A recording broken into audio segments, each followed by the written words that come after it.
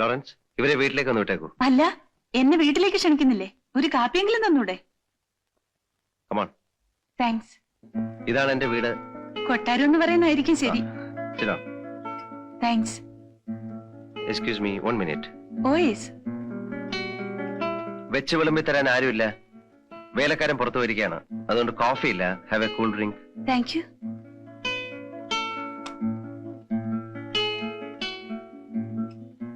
ഒറ്റയ്ക്കാണോ താമസം? അതെ. വേറെ ആരും? ഉണ്ട്. അമ്മ നാട്ടിലാണ്. Behind every fortune, there's a will. You are wrong. Behind every fortune, there is a crime. Aswathy വർമ്മയ്ക്ക് ജാക്കിയെ കുറിച്ച് എന്താ അറിയേണ്ടത്? ഒരുപാട് കാര്യങ്ങൾ അറിയാനുണ്ട്. അതിനുമുമ്പ് ഒരു കാര്യം, ഞാനൊരു ജേർണലിസ്റ്റ് ആണ്. പലതും തുറന്നു ചോദിക്കും, പറയുന്നത് മാഗസീനിൽ വരും. അത് കാണുമ്പോൾ എന്നോട് മുഴുവൻ തോന്നരുത്. പത്രത്തെയും പത്രക്കാരെയും ഞാൻ ആദ്യമായിട്ടല്ല കാണുന്നത്. ചോദിച്ചോളൂ. ബോംബെ അണ്ടർവേൾഡിൽ സാഗർ എന്ന ജാക്കി പ്രസിദ്ധനാണ്. എനിക്ക് കിട്ടിയ അറിവ് വെച്ച് ഞാൻ ഇങ്ങനെ ഒരാളിനെ അല്ല പ്രതീക്ഷിച്ചത്. കള്ളക്കടത്തുകാർക്ക് പ്രത്യേക വല്ല ലക്ഷണങ്ങളും ഉണ്ടോ എന്നെനിക്കറിയില്ല. പക്ഷെ എന്റെ മനസ്സിൽ കള്ളക്കടത്തുകാരന് വേണ്ട എല്ലാ ലക്ഷണങ്ങളും ഉണ്ട്. സാഗർ ഒരു കള്ളക്കടത്തുകാരനായതിന്റെ പിന്നിലുള്ള പ്രചോദനം?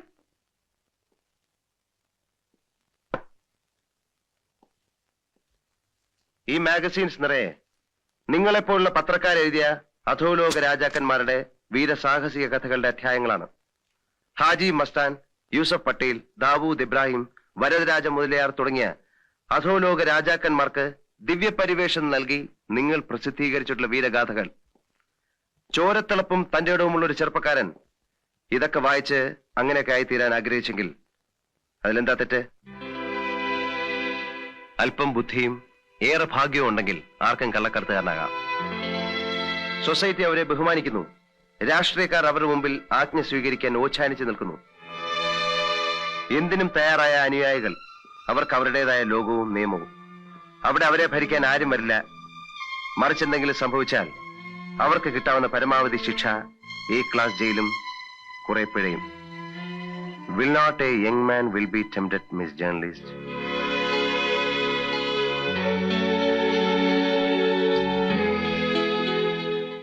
ഞായറാഴ്ച കണ്ണാടി, സൺഡേ മിറർ, ശവം. ആ ശേരൻകുട്ടി ജപ്തിയാണെന്റെ. അയ്യോ അത് പറ്റില്ല, കയ്യോടെ കൂട്ടിക്കൊണ്ട് ചെല്ലാനാ ശേരൻകുട്ടി പറഞ്ഞത്. സോറി, എനിക്ക് അത്യാവശ്യമായി ഒരിടം വരെ പോണം. സാരമില്ല, ഞാൻ പിന്നെ വരാം. അശ്വതിയെ ഞാൻ ഡ്രോപ്പ് ചെയ്യാൻ പറയാം. കമോൺ.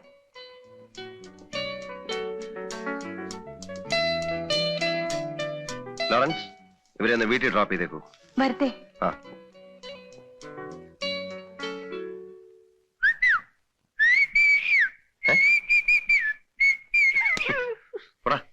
വണ്ടിയോടെ? വണ്ടി എക്കട ഉന്തി? നിന്റെ ഒരു മുടിഞ്ഞ തെലുങ്ക്. എന്റെ അച്ഛൻ ആന്ധ്രക്കാരനായി പോയതിന് ഞാൻ കുറെ കേട്ടതാ. അക്കടെ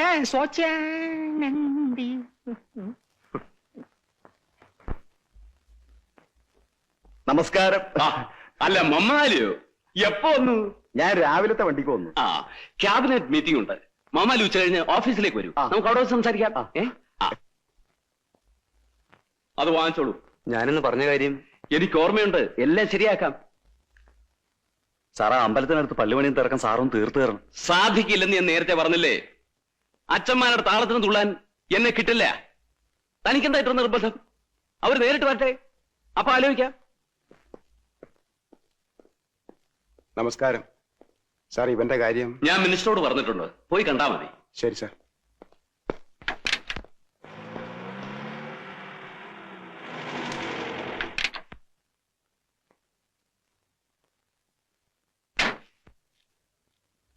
അല്ല, ഇതാര് കോശിയോ? വാ വാ. എന്തൊക്കെ ഉണ്ടോ വിശേഷങ്ങൾ? താൻ ഞങ്ങളൊക്കെ അങ്ങ് മറന്നുവല്ലേ? അതല്ലേ ഞാൻ വന്നത്. വാ.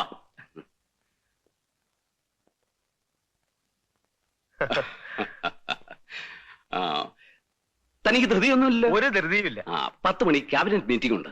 അത് കഴിഞ്ഞാൽ ഉടനെ എനിക്ക് എത്തിക്കോളാം. റെസ്റ്റർ. ചേട്ടൻ പോയിട്ട് വരൂ. ശേഖരൻകുട്ടിയില്ലേ ഇവിടെ? എനിക്ക് അയാളെ ഒന്ന് കാണണം. അവൻ അകത്തുണ്ടായിരുന്നല്ലോ. ശേഖരൻകുട്ടി, ശേഖരൻകുട്ടി. അല്ല, ഇത് ആര്? കോശിച്ചാണ്. ഇത് എവിടെ ആയിരുന്നു ഇത്രയും നാളും? നിങ്ങൾ സംസാരിക്കേ, ഞാൻ പോയിട്ട് വരാം. കോശിച്ചായ നമുക്ക് അകത്തിരുന്ന് സംസാരിക്കാം.